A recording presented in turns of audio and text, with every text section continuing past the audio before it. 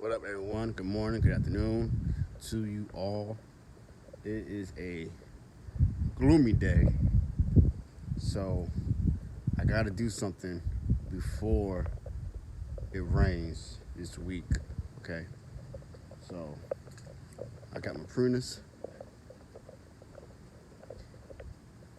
and I got my sharpener here. And we're going to go ahead and take care of business. Stay tuned. All right, guys. As you can see, this is the Cinderosa plum, and we're on a slope here. So the tree is on a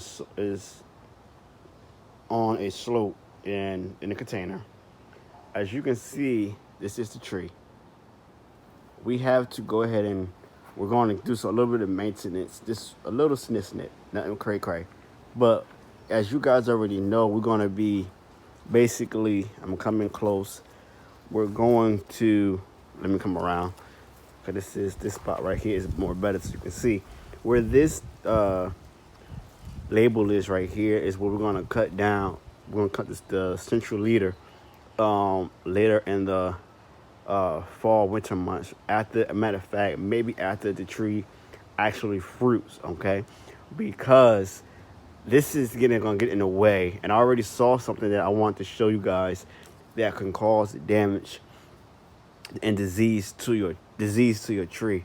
As you can see right here, you see this right here. This is the branch, and I'm going to direct you a little bit. Try to direct you anyway. At least get out the way.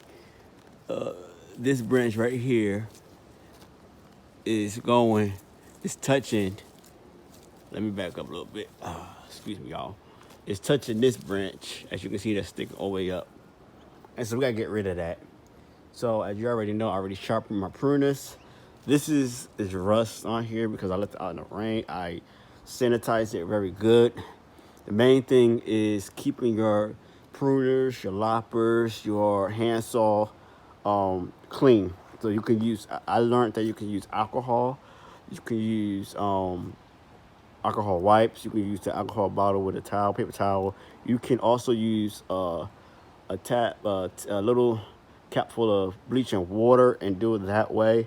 Or you could use now Lysol is another thing that people are using now that I saw from some YouTubers. And so it's legit. It cleans it, but I'd rather just use alcohol. But if you're in a rush, you can just use the alcohol, which is a little bit more safer. So as you can see, I came around a little bit. Let's just fix this camera. Just want to make sure you can see very well. And so here we are. You always want to cut like this. The closer you are, the better. And hopefully you can see because the leaf is in the way. You can see right here. You see how my pruners are, okay?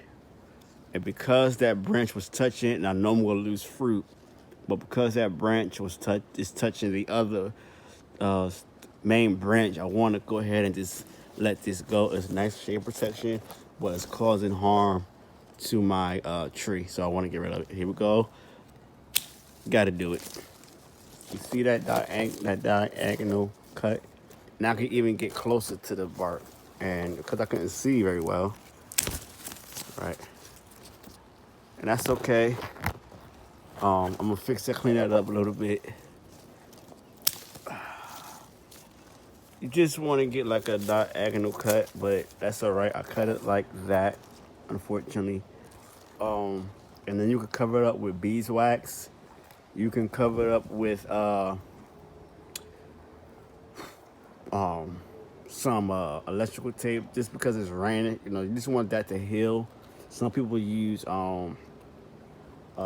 paint guard. You can use some electric tape, like I said, wax, candle wax, beeswax, something so that it won't get any disease when you prune. And then once you prune, if you're not going to cut anything off the main tree that you're cutting from, you want to go ahead and clean your pruners every time you cut. All right, so that's the key. So now let's go around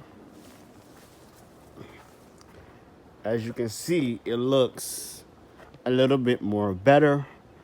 And I'm observing how my tree in the near future is gonna look, okay? And so you can see all the fruit that we may be getting in the coming months here. So as you can see, but we're not going to thin. And I wanted to show you how sometimes you get twins, you gotta let that go. So the more you prune, even if you tip prune, you can tip prune. So if I want to, I'm not gonna tip prune this. I like how long it is, but usually you can go ahead and just go ahead and give it a little tip prune. It's always good to observe the tree while it's young, because you can look and tell which direction it will be in the near future, which way it's going to be going.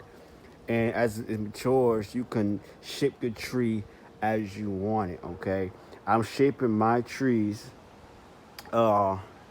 basically as a, not really a wine glass, but a red wine glass. There's a difference between a white wine and a red wine glass.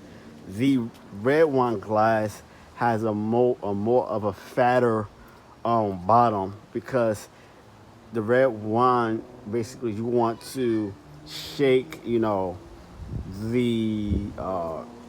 the particles when you sniffing the red wine. You're doing a red wine tasting. That's what they really usually do. It has a most like a brandy like a brandy glass shape, okay, or a goblet, if I can say it in that term. I'm using my culinary skills, but I'm gonna show you guys what we lost. And I'm gonna say this: it's not really what we lost, guys. Look at all this fruit. You can see that there's fruit on here, all over this tree. All right. This is great. This is something that I can go ahead, as you can see, we already pruned it right there. But I can just lay this here, let it dry out, and feed it back to the tree. Okay, guys. So, with that being said, we're gonna go, and I will see you guys at another time. But I just want to show you that it's very important to check your trees. Make sure that the branches are not touching each other, and get rid of those branches that are, because that could cause disease, rot, and sickness to the root system of the tree. So this is NJ Cali Gardener and family. Thank you all for watching. Thank you to my subscribers who have subscribed to the channel. We are 3 away from that 200. Share, and be blessed, everyone. Peace.